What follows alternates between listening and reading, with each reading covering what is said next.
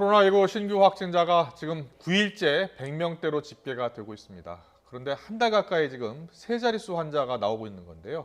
확진자가 다시 늘어나는 추세가 좀 보이는 것 같아서 지금 거리두기 2.5단계 재연장 여부를 놓고 정부의 고민이 깊어지고 있습니다. 전국적으로 산발적인 집단 감염이 계속되고 위중 중증 환자도 증가 추세여서 추석을 앞두고 방역에도 비상이 걸린 상황입니다. 전 질병관리본부장을 지낸 정기석 한림대 성심병원 호흡기내과 교수 유재복 해설위원과 함께 주요 집단 감염 사례를 하나하나 살펴보도록 하겠습니다. 두 분 어서 오세요. 그렇죠. 네, 유재복 해설위원님. 지금 신규 확진자 수가 세 자릿수가 나온 지 벌써 거의 한 달 가까이 됐다고요? 그렇습니다. 예. 그러니까 환자 발생 추이가 그 코로나19 상황의 심각성을 가름하는 지표 가운데 가장 중요하다는 건 누구나 다 알고 있죠. 예. 그런 측면에서 보면 지금이 우리나라에서 코로나19가 처음 발생한 1월 20일 이후로 가장 심각한 상황이라고 할 수 있습니다. 예. 왜냐하면 지금 그래픽에서 보시는 것처럼 8월 14일에 103명이 발생한 후에 29일째 세 자릿수 발생이 있습니다. 네. 우리가 가장 심각한 상황이라고 여기고 있는 그 대구 신천지 사태 때는 2월 23일에 22일에 190명이 생겼고 3월 14일에 두 자릿수로 떨어졌습니다. 그 후에 뭐 간헐적으로 세 자리가 있었지만 거의 두 자릿수에서 하향세를 보였거든요. 그때가 23일입니다. 23일 동안 세 자릿수에 있었거든요. 근데 사실 우리가 꼽을 때는 뭐 그때가 가장 심각했다고 꼽는 이유는 워낙 그때는 이제 1,000명 가까운 확진자가 나오는 경우도 있었지만 어쨌든 지금 29일째 세 자릿수인 데다가 최근 일주일은 오히려 상승세를 보이고 있습니다. 네. 지금 그래픽을 보게 되면 조금 좀 떨어지는 추세를 보이다가 다시 이제 조금씩 올라가는 그런 추세거든요. 그리고 이번 이제 하루 이틀 사이에 그 사회적 거리두기 2.5단계의 조정이 이제 결정이 되는 그 시기이기 때문에 사실은 좀 상당히 방역 당국으로서는 좀 어렵고 난감한 시기가 아닐까 이렇게 생각이 듭니다. 정 교수님, 수도권 지역에서 확진자가 많이 나오면서 8월 중순에는 사회적 거리두기 2단계로 격상을 했고요. 8월 말부터는 2.5단계로 좀 강화를 했거든요. 그런데 신규 확진자가 여전히 100명 수도권에서 나오고 있습니다. 어떻게 봐야 되겠습니까? 예, 저도 기대보다는 좀 많이 나온다 그렇게 보는 거고요.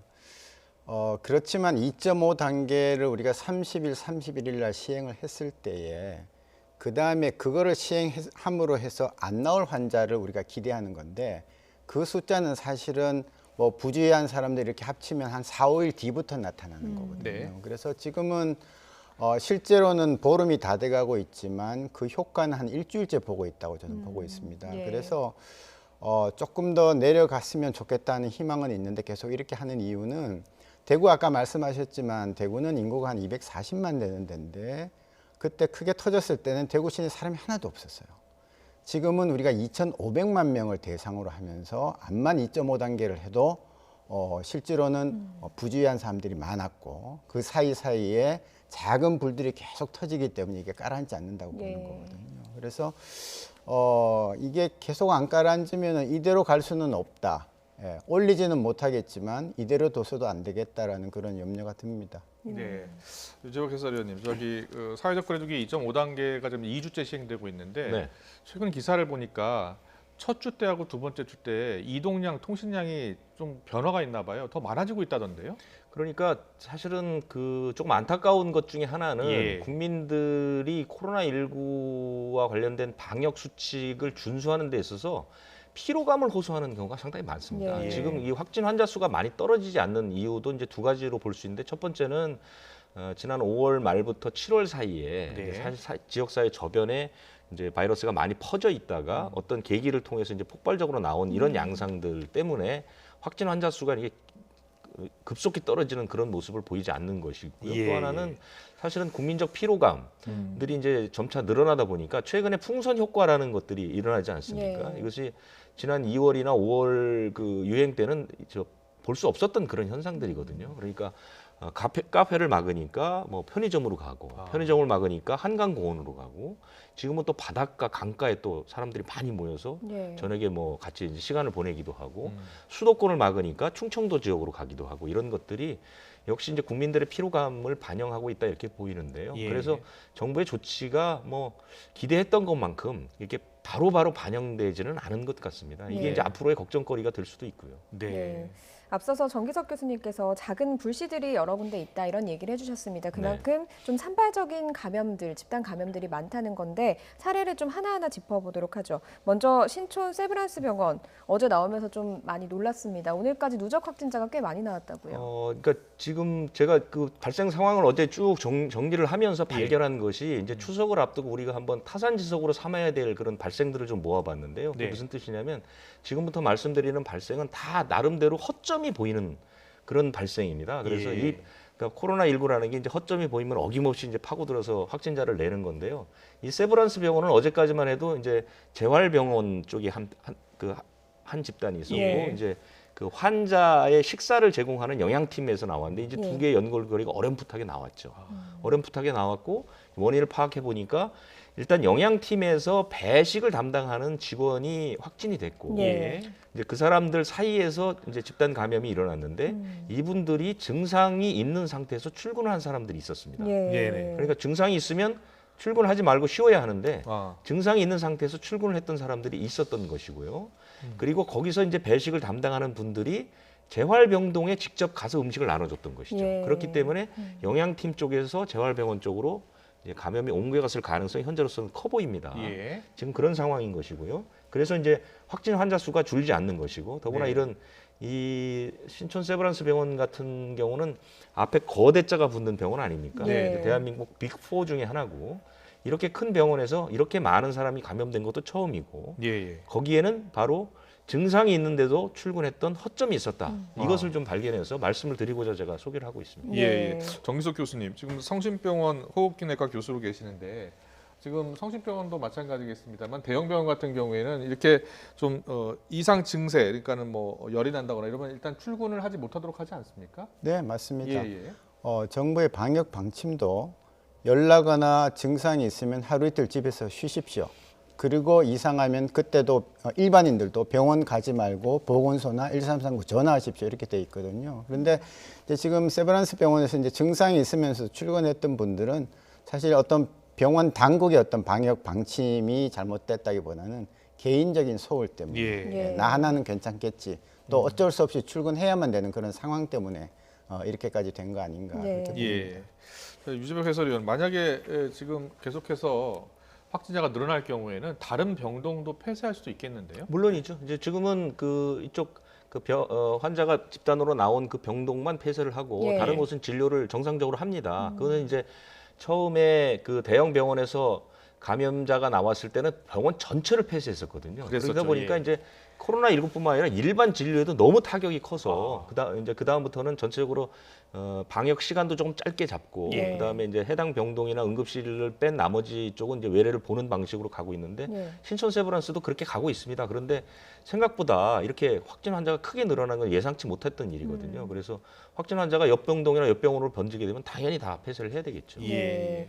또 그런가 하면 대형 사업장으로 꼽히는 현대중공업 관련 확진자도 계속해서 늘어나고 있습니다. 뭐 네네. 노동자 가족까지 옮는 등 4차 감염이 이어지고 있다고 하죠. 그러니까 이제 이 사례는 그 대형 사업장에서 N차 감염을 일으키게 되면 그 주변에 거의 도시 하나가 통째로 이제 그 불안감이나 긴장감이 높아질 수 있다는 예. 그런 사례인데요.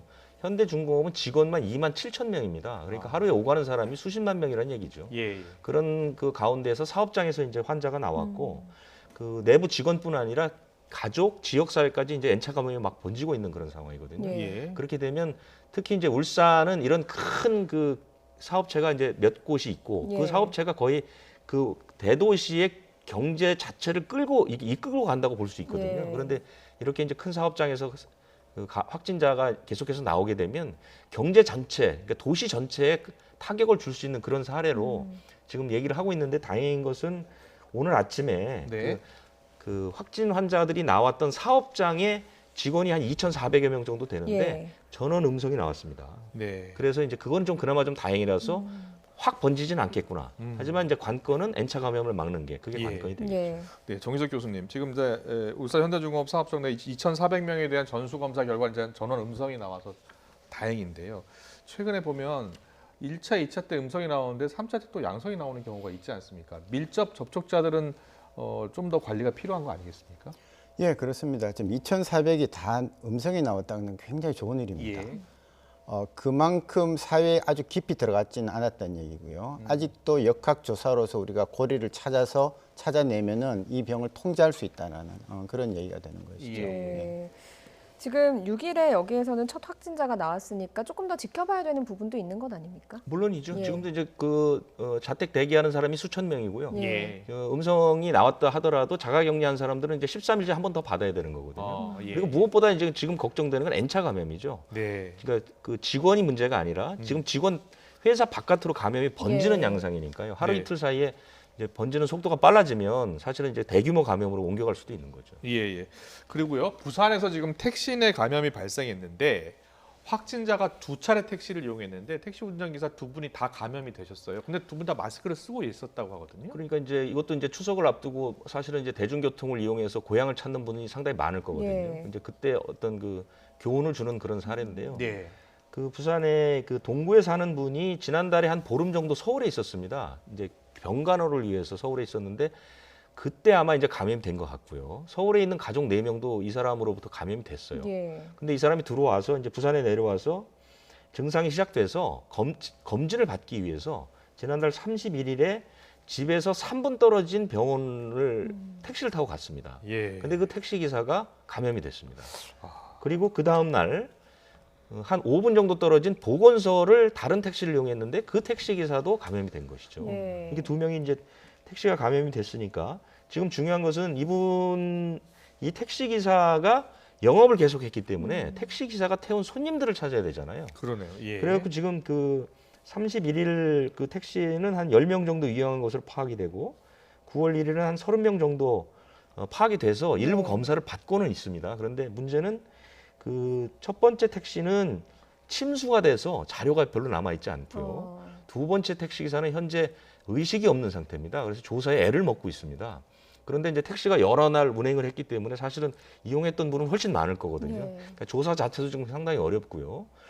지금 그 기초 조사 결과를 놓고 보면 전부 마스크를 다 꼼꼼히 썼다고 하거든요. 네. 그런데도 3분에서 5분 만에 감염이 된 것은 예. 어찌 보면 상당히 좀 의혹이 있는 거죠. 어떤 이유인지는 모르겠지만, 근데 네. 지금 뭐 기초적인 분석 결과는 환기를 좀 소홀히 했고 에어컨을 틀어놓은 상태이기 때문에 짧은 시간에도 감염이 되지 않았느냐, 네. 또는 그 지표 환자가 좀 수포 전파자처럼 배출량이 굉장히 많지 않았느냐, 뭐 그 정도의 분석이 있는데요. 아직 확실한 건 나오지 않았습니다. 예. 예. 정 교수님, 바로 이 부분이 많은 분들이 좀 걱정하는 부분입니다. 그동안에는 마스크만 잘 차면 좀 방역에 도움이 된다라고 알고 있었는데 이런 경우는 좀 어떻게 봐야 되는 겁니까? 예, 당연히 흔치는 않은 경우입니다. 그런데 이제 그 통계적으로 조사를 해서 한 걸 보면은 내가 환자고 상대편이 건강한 사람일 때 같이 마스크를 끼고 있어도요, 100% 예방되는 건 아닙니다. 예. 한 15% 정도까지는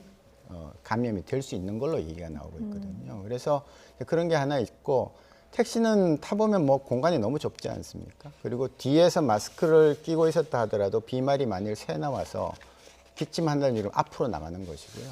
그 안에 머물렀기 때문에 3분이나 5분 있었다 하더라도 바이러스는 환기를 안 시키고 있으면 그 안에서 몇 시간을 머무는 거거든요. 그러면서 그 기사분은 그냥 자연스럽게 호흡을 통해서, 뭐 마스크를 하루 종일 끼고 있지는 않을 테니까요.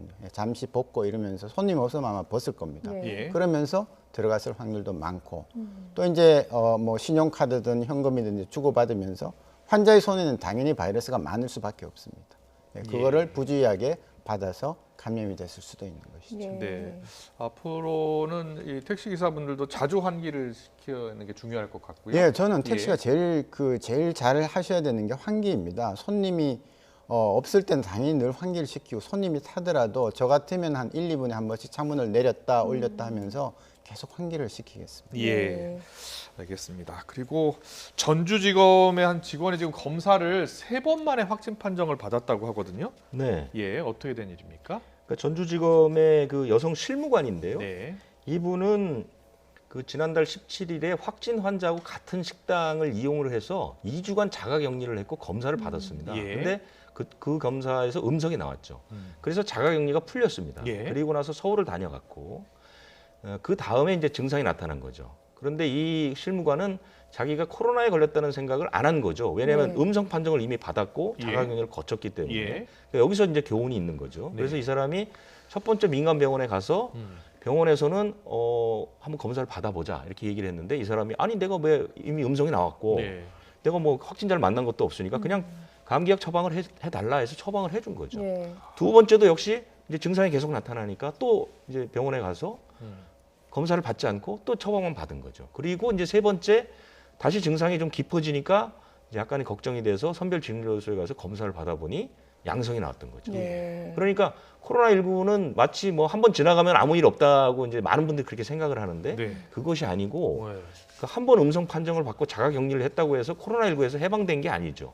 언제든지 다시 걸릴 수 있는 거고 예. 심지어 걸렸던 분이 재활성화를 통해서 또 양성이 나올 수도 있으니까 코로나19에 대한 경각심을 가져야 된다는 그런 교훈을 주는 사례입니다. 그 17일에 1차 검사를 받고 자가격리를 했으면 8월 말에 자가격리가 해제됐다고 지금 생각이 드는데 네. 그러면 그 중에 원래 걸렸던 코로나19가 다시 발현이 된 아니 이 뒤늦게 사람은 그 발현이 된 당시에는 건지. 음성이 나왔으니까 코로나19에 안 걸렸을 가능성이 높죠. 예, 그런데 그 그러면 사람이 이후에 걸렸다고 봐야 자가격리가 끝나고 서울을 다녀왔거든요. 예. 그럼 거기서 확진 감염됐을 가능성이 있죠. 그런데 네. 이 사람은 일단 자기가 한번 음성을 받았기 때문에 자기는 코로나19로부터 자유롭다라고 방심을 했을 가능성이 있는 거죠. 예. 정 교수님은 어떻게 보세요? 어디서 감염됐을 가능성이 더 높을까요? 뭐 정답은 없겠지만 예. 이런 생각이 좀 들기도 합니다. 우리가 검사를 즉시 받는다고 다 양성이 나오는 게 아니거든요. 예. 바이러스가 우리 몸에 들어가면은 이제 흔히 잘 아는 잠복기 안에는 잠재기라는 게 있습니다. 바이러스가 하나가 2개 되고 2개가 4개 되는 순간이 있는데요. 어느 정도 숫자가 될 때까지는 검사에서 양성이 안 나오거든요. 그래서 접촉도 하는데 내가 오늘 검사했는데 음성이다. 앞으로 절대 없을 거다. 그 얘기를 못 하는 겁니다. 2, 3일 뒤에 해보면 혹은 한 일주일 뒤에 해보면 내가 바이러스를 막다가 언젠가는 지면은 바이러스가 증식하거든요. 그 순간이 양성으로 나올 수가 있는 거죠. 그래서 보통 14일까지 걸린다는 얘기가 그렇게 나오는 거고 예. 너무 빨리 검사하면 안 됩니다. 그러니까 접촉을 한순간에 검사하면 절대로 나오지 않는 거죠. 예. 네. 그렇다면 그 감기 증상이랑 코로나19 증상이 조금 구분이 안 되는 경우도 있잖아요. 그러면 음성 판정이 나왔으면 이분처럼 감기약을 좀 요구를 할 수도 있을 것 같은데 감기약을 먹고 나서도 증상이 가라앉지 않는다면 그때는 코로나19로 의심해서 한 번 더 받을 필요도 있겠네요. 예, 지금으로서는 그 일반인이 판단할 수 있는 것은 그렇게밖에 할 수가 없습니다. 예, 약을 먹어도 잘 안 될 때는 한번 검사를 생각을 해봐야 될 거고 앞으로는 더 그럴 겁니다. 이제 사회 전체 바이러스가 자꾸 더 이제 많이 번져 나가고 있다는 게 이제 증명이 되고 예. 있으니까요. 예. 그러니까 이재욱 해설위원님 지금 2.5단계가 13일까지잖아요. 네. 정부가 지금 고민을 하고 있는데 정부 지금 분위기는 좀 어떻습니까? 어떤 결정이 내려질 것 같습니까? 그 조금 깊은 말씀을 드리자면 예. 정부는 아마도 이번 주에 이제 2.5를 풀고 예. 이제 추석이 있기 때문에 네. 좀 다른 방식의 그 방역을 준비를 하고 있었던 것 같습니다. 왜냐하면 이제 예. 추석은 이동이 많고 이제 사람의 접촉이 많고 네. 그다음에 이제 추석 기간 동안에는 병의원들이 또 전부 근무를 하지 않거든요. 예. 돌아가면서 하기 때문에 진단 받는데도 한계가 있고 해서 아마 예. 그 부분에 맞춤형 대책이 나올 가능성이 있다고 저는 봅니다. 예.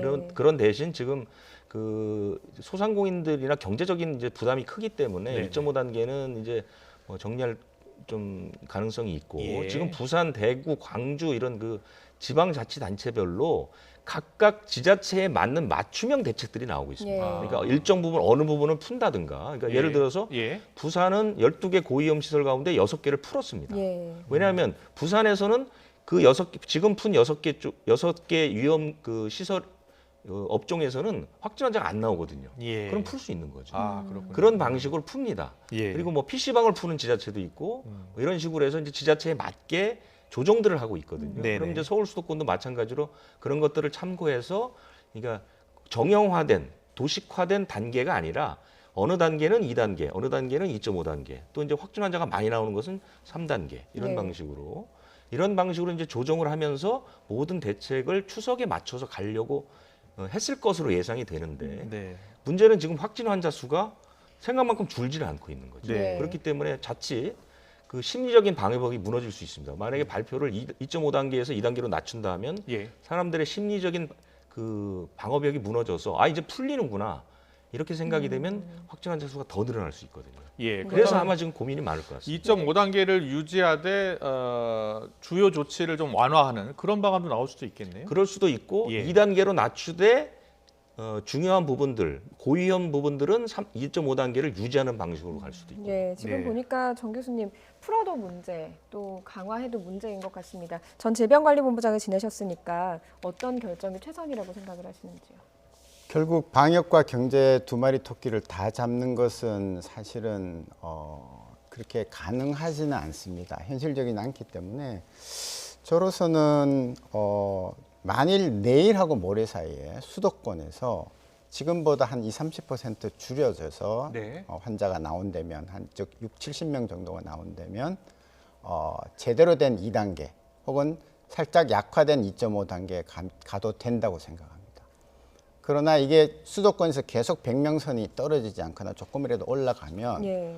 그때는 2.5단계를 한 일주일쯤은 더 해주는 것이 방역 측면에서는 옳은 일이다 그렇게 보고 있습니다. 예, 알겠습니다. 자, 이 방역 수칙 2.5단계가 지금 시행이 되고 있는데요. 무엇보다 중요한 것은 어떤 강화된 조치보다도 지키는 게 더 중요하지 않을까 싶습니다. 가능한 집에 머물면서 방역 수칙을 꼭 지켜 주시기 바랍니다. 지금까지 전 질병관리본부장을 지낸 정기석 한림대 성심병원 호흡기내과 교수님 그리고 유재복 해설위원이었습니다. 잘 들었습니다. 고맙습니다.